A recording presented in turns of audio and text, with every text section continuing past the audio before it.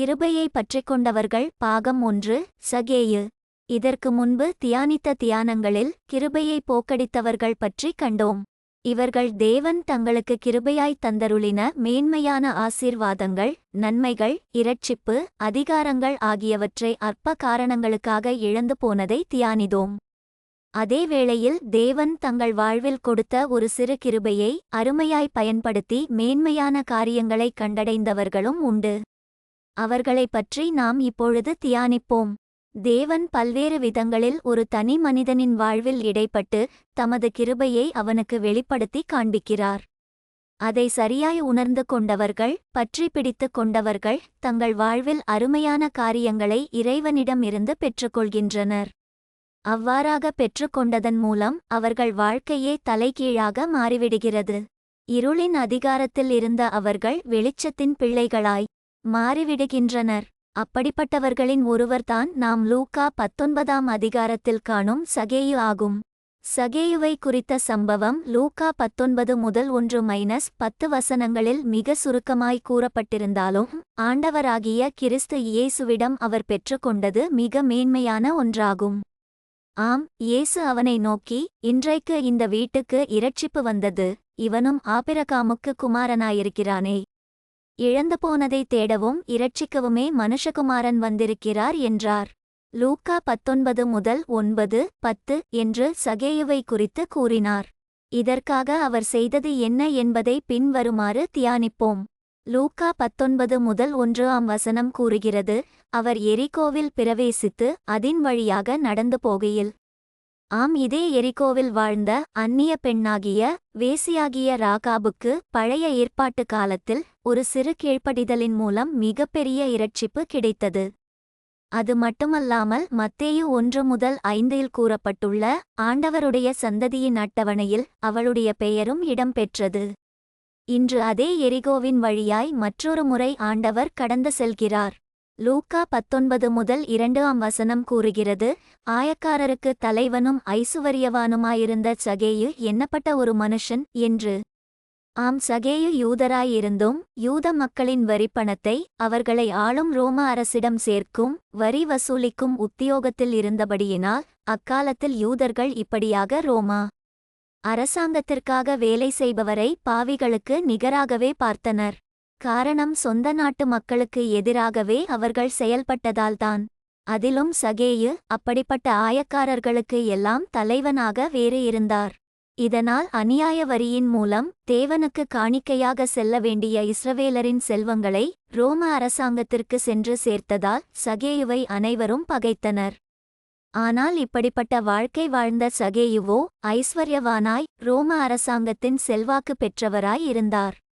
எனவே சாதாரண யூதர்கள் இப்படிப்பட்டவர்களை பகைத்து அவர்களுடைய வீடுகளுக்கு செல்வதை கூட தவிர்த்து வந்தனர்.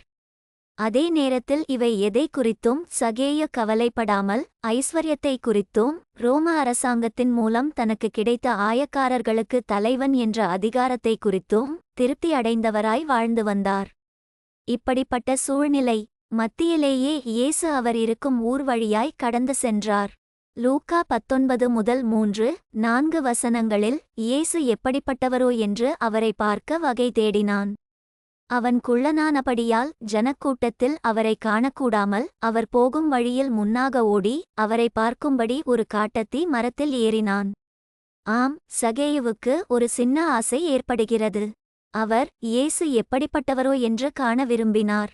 இவ்வளவு காலம் தன் ஐஸ்வர்யம், அதிகாரம் ஆகியவற்றில் திருத்திக் கொண்டு தன் சொந்த மக்களை கூட ஒரு பொருட்டாக எண்ணாமல் தேவ நியமித்தற்கு எதிராக வரி வசூல் செய்து அதை அந்நியர்களுக்கு ரோமர் கொண்டு சேர்த்து வந்த சகேயு அவரை காண ஆசையாய் அவருக்கு முன்னதாக ஓடி ஒரு காட்டத்தி மரத்தில் ஏறினார். இங்கு அவர் இயேசுவை தன் வீட்டிற்கு அழைக்கவோ அல்லது அவரிடமிருந்து ஏதோ ஒரு நன்மையை பெறவோ விரும்பவில்லை. அவர் எண்ணியதெல்லாம் அவரை கண்ணார காண வேண்டும், அவ்வளவுதான்.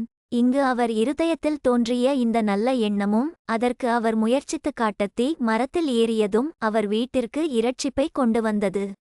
ஆம், அவர் மற்றவர்களைப் போல இயேசுவை நோக்கி கூட கூப்பிடவில்லை. அவர் தன்னை காண வேண்டும் என்று கூட அவர் நினைக்கவில்லை. தன் கண்கள் மட்டும் அவரை கண்டால் போதும் என்று எண்ணினார். ஆனால் உண்மையில் அவர் உள்ளத்தில் இருந்ததை தேவன் அறிந்தார். லூக்கா 19:5 கூறுகிறது, இயேசு அந்த இடத்தில் வந்தபோது அண்ணாந்து பார்த்து அவனைக் கண்டு, சகேயுவே, நீ சீக்கிரமாய் இறங்கி வா, இன்றைக்கு நான் உன் வீட்டிலே தங்கவேண்டும் என்றார். இங்கு இயேசு அண்ணாந்து பார்த்து என்ற வார்த்தை சகேயு அவர் கண்களுக்கு முன் வரவில்லை, ஆனால் ஆண்டவர் இயேசுவின் கண்கள் அவரை நோக்கிச் சென்றது மட்டுமல்லாமல் அவர் பெயரை சொல்லி கூப்பிட்டது மட்டுமல்லாமல் நான் உன் வீட்டில் தங்க வேண்டும் என்றும் கூறியது. இந்த வார்த்தைகள் ஆண்டவர் சகேயுவின் இரட்சிப்பிற்கான இந்த நாளை குறித்து விட்டார் என்பது விளக்குகிறது. இந்த ஒரு சிறு தருணத்தை, கிருபையை சகேயு பற்றி பிடித்துக்கொண்டார். லூக்கா 19:6 கூறுகிறது, அவன் சீக்கிரமாய் இறங்கி சந்தோஷத்தோடே அவரை அழைத்து கொண்டு போனான். ஆம், ஆண்டவர் கூறியபடியே சீக்கிரமாய் இறங்கி வந்து அவரை தன் வீட்டிற்கு அழைத்து சென்றார். ஆனால் லூக்கா 19:7 அதைக் கண்ட யாவரும், இவர் பாவியான மனுஷனிடத்தில் தங்கும்படி போனார் என்று முறுமுறுத்தார்கள். இங்கு ஆண்டவரை பின்பற்றி வந்த மக்களிடமே முறுமுறுப்பு உண்டாகிறது. ஆம், அனைவராலும் பகைக்கப்பட்டு ரோம அரசாங்கத்திற்காக வேலை செய்யும் சகேயு வீட்டிற்கு ஆண்டவர் ஏன் செல்ல வேண்டும் என்பது அனைவருக்கும் கேள்விக்குறியாக இருந்தது. ஆனால் ஆண்டவரோ அதற்கான பதிலை சகேயுவின் மூலமாகவே கூற செய்தார். லூக்கா 19:8 கூறுகிறது, சகேயு நின்று கர்த்தரை நோக்கி, ஆண்டவரே, என் ஆஸ்திகளில் பாதியை ஏழைகளுக்கு கொடுக்கிறேன். நான் ஒருவனிடத்தில் எதையாகிலும் அநியாயமாய் வாங்கினதுண்டானால் நாளத்தனையாக திரும்பச் செலுத்துகிறேன் என்றான். ஆம், எந்த செல்வத்தின் மீது ஆசை வைத்து தன் சொந்த சகோதரர்களான இஸ்ரவேலருக்கு எதிராக வாழ்ந்து வந்தாரோ, இன்று அதே செல்வத்தை தன் மக்களுக்கே கொடுக்க முன்வந்தார். மேலும் அந்த செல்வத்தை சேர்த்ததில் ஏதேனும் தவறு இருக்குமானால் அதையும் சரி செய்வேன் என்று கூறினார். இங்கு அவர் வேறு எதை குறித்தும் ஆண்டவரிடம் கூறவில்லை. அவர் ஒன்றை அறிந்து கொண்டார், தன்னிடம் உள்ள பண ஆசையே தன் பாவம் என்பதை அறிக்கையிட்டு அதை சரி செய்ய அவர் உடனே முன்வந்ததின் மூலம் நாம் ஏற்கனவே லூக்கா 19:9 வாசித்தது போல, இயேசு அவனை நோக்கி, இன்றைக்கு இந்த வீட்டுக்கு இரட்சிப்பு வந்தது, இவனும் ஆபிரகாமுக்கு குமாரனாயிருக்கிறானே என்றார். ஆண்டவர் இங்கு சகேயுவை மட்டும் மன்னிக்கவில்லை, அவன் வீட்டார் அனைவருக்கும் மன்னிப்பை கட்டளையிட்டு, இன்றைக்கு இந்த வீட்டிற்கு இரட்சிப்பு வந்தது என்றார். மேலும் ஆபிரகாமிற்கு தேவனால் உண்டான ஆசீர்வாதத்திற்கு சகேயுவும் பங்கு உரியவராயிருக்கிறார் என்பதையும் உறுதிப்படுத்தினார். மேலும் லூக்கா இரவு 7:10 இழந்து போனதை தேடவும் இரட்சிக்கவுமே மனுஷகுமாரன் வந்திருக்கிறார் என்றார். ஆம், காணாமல் போன ஆட்டை போலத்தான் சகேயுவும் இருந்தார். ஆனால் ஆண்டவர் அவரை தேடி வந்தபோது தன் மேய்ப்பன் சத்தம் கேட்டு அவரிடம் ஓடி வந்து இரட்சிப்பை பெற்றார். ஒரு சில மணி நேரத்தில் அவருடைய வாழ்க்கை முழுவதும் மாறிற்று. ஆண்டவர் சகேயுவிடம் ஐஸ்வர்யத்தை குறித்தோ அவர் பாவி என்றோ கூட கூறவில்லை. ஆனால் அதற்கு பதிலாக நான் உன் வீட்டிலே தங்க வேண்டும் என்றே கூறினார். ஆனால் இப்படிப்பட்ட ஆண்டவர் தன் வீட்டில் தங்க வேண்டும் என்றால் தன் வீடு, வாழ்வு எப்படிப்பட்டதாக இருக்க வேண்டும் என்பதை சகேயு உணர்ந்தார். அதை உணர்ந்தது மட்டுமல்ல, உடனே அதை ஆண்டவரிடம் அறிக்கையும் இட்டார். இப்படியாக தனக்கு கிடைத்த ஒரு சிறு தருணத்தை, கிருபையை சரியாக பயன்படுத்தி எந்த வீட்டில் ஆண்டவர் தங்க வேண்டும் என்றாரோ அந்த வீட்டை இரட்சிப்பிற்கு ஏற்றதாய் மாற்றினார்.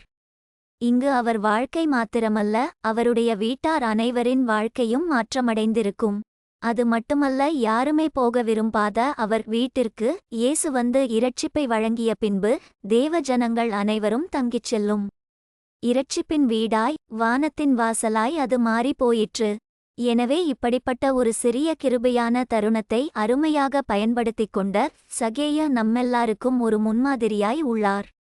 நாமும் ஆண்டவர் நமக்கு தரும் இப்படிப்பட்ட தருணங்களை பயன்படுத்தி விட வேண்டியவைகளை விட்டு பெற வேண்டியவைகளை பெற்று ஆண்டவர் மந்தையில் மகிழ்ந்திருப்போமாக. ஆமென். அல்லேலுயா.